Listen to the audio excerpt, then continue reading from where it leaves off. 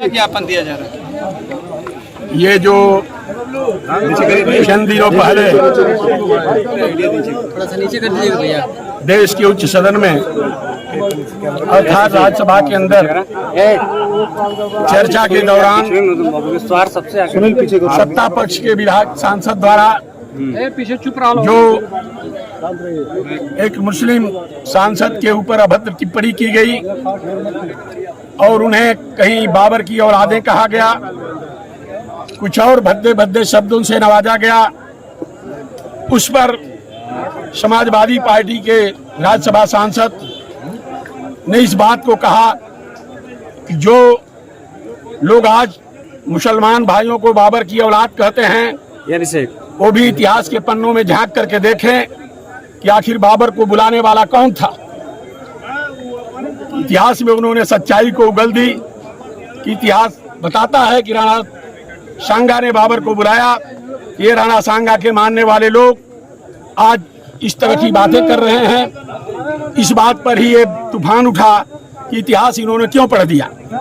ये बात इसलिए नहीं हुई कि इतिहास पढ़ दिया, ये बात इसलिए हुई कि इस देश में जिनको पढ़ने का अधिकार नहीं था वो पढ़ने लगे और पढ़ने लगे तो बताने लगे। दुख इस बात का है, इस बात को उन्होंने पढ़ लिया।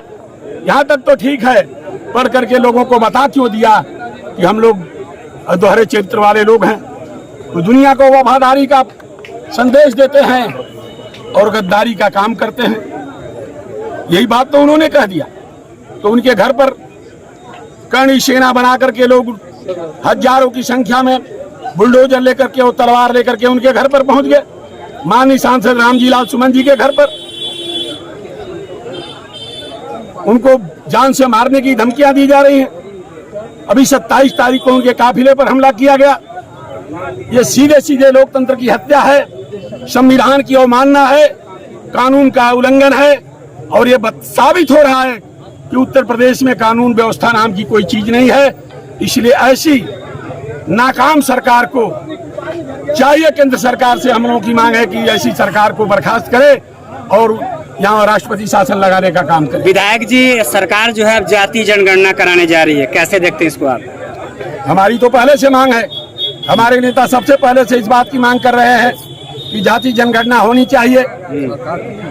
और सरकार जो है हमारी मांगों के सामने झुकी और उसने इस बात को मानने के लिए अपनी सहमति जताई कि हम जाति जनगणना कराएंगे। अब हम लोग इस पर भी आज बताए अपने कार्यकर्ताओं को कि जाति जनगणना होने जा रही है।